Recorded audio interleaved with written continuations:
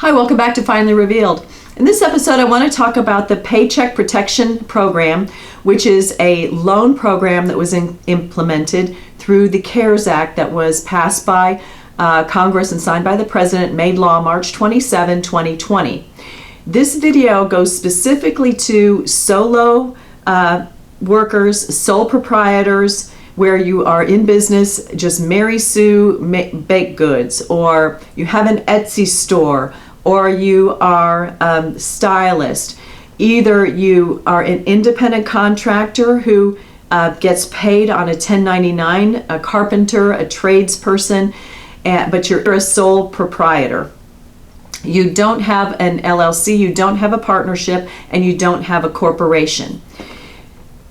This is important because April 10, you get to apply for these Paycheck Protection Program loans.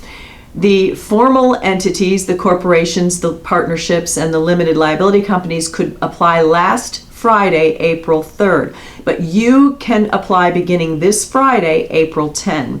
This is a loan program that was included in the CARES Act for this situation that we're now in. And here's how it works. Go to your bank's website if you already have a bank. You don't have to go to a bank that you already deal with, but that would probably be easier if you're familiar with them. If you don't have a bank, then you can go to sba.gov and look for an approved lender. By now, those who are going to make the loans are in process of getting approval, and it's a very easy process. So the banks that want to participate in this are doing that. Credit unions that want to participate in this are already doing that. So go and find them. Most of them have something on their website, a link for you to go ahead and apply. There is an application that you can find at https://home.treasury.gov. I'll put the link in the description of this video. It's a 2-page application, and what it requires is your name and address. If you are a sole proprietor but you got a separate tax ID number, then put that tax ID number for the business that you got for that business. If you don't have one, you put in your social security number. You put in how many employees you had, and it can just be you. You fill out all the information on there. There are yes, no things to check. You can't do this if you are engaged in a live sex business, if you are involved in the marijuana business, if you are a member of Congress, or if a crime against a minor, or if you are delinquent in child support and there's actions against you. You cannot do this if you are in a current bankruptcy. So go through the questions, look at the form. It's 2 pages. It's very easy, and you will have to initial some of the items on the second page. On the first page, you just answer yes or no. You sign your name, you date it, and then you add in the information. You need to know how many employees there were and what the average payroll was. And average payroll expenses includes health insurance, it includes severance, it includes retirement, it includes a variety of things. And so you want to fill in any contributions you made to, if you had a SEP or if you had an IRA as a part of your wages. Include that, include your health insurance benefits, and include your pay to yourself. You average that over what you took the last and what you spent the last year. You're going to support this with receipts showing payments made in 2019. You don't have a tax return most likely that you filed for 2019, so you can use your 2018 tax return as further support. There is no personal financial statement required. There is no collateral required. There is no personal guarantee that can be asked of you. And so you fill in all the information, give the supporting information to your banker. They either will or will not have a statement that says any approval of this loan does not require any immediate payments. The first part of this loan will be granted to you at a 0.5% interest rate. That's 0.5% over a 2-year period. But there's an automatic relief or deferment, so you don't have to make any payments on this for at least 6 months and possibly 12 months. The approval is very straightforward. They send the information into the Small Business Administration, they get a code back, and then they can give you a check.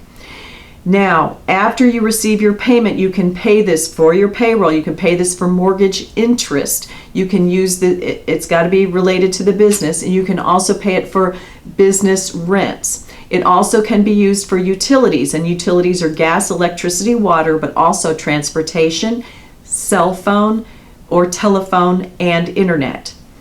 You take the money, it's going to be 2.5 times your average monthly payroll expenses, which also includes health insurance and those other benefits I mentioned. And then when you get the money, you have 8 weeks to spend it, to pay yourself, to pay your health insurance. If you have any other employees, to pay them. And then at the expiration of 8 weeks, you can apply for forgiveness. Some banks will let you go ahead and submit some of that information for forgiveness at the beginning, but it's impossible to do it entirely because you have to show what you spent the money on. They want you to spend 75% of the money that you receive, at least 75%. It's possible it could be all of it, but at least 75% of it on payroll to you or your employees, and all those related expenses, health insurance, that's part of payroll. And then if you spent 75% or more towards that without increasing anyone who was already making $100,000 or more. So the payroll expenses are limited to $100,000 a year.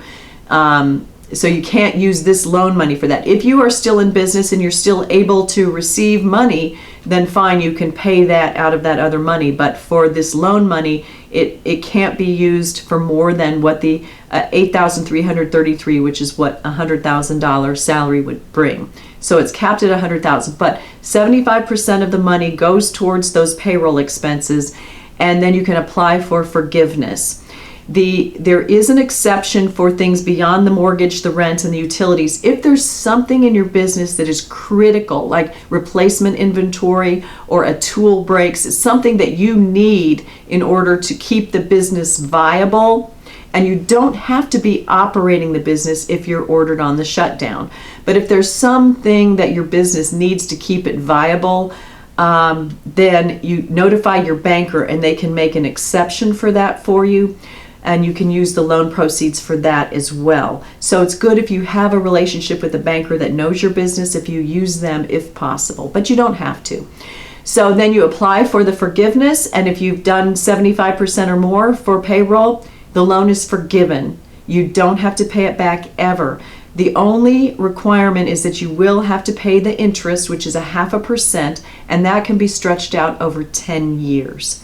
If there is only part of the loan that is forgiven to you and you have to then pay some of it back, then again, that will be stretched out over 10 years, and that after the forgiveness part, the interest rate will be whatever the bank sets, but it can't be more than 4%.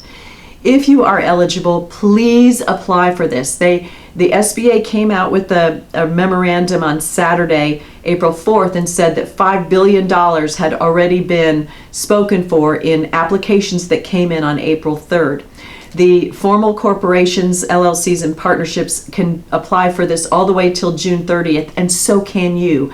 There is $350 billion left to be claimed. So please don't use a line of credit. Please don't dip into your savings if you can qualify. The requirement is that you had to be in business, operating in business, doing business on February 15 of 2020.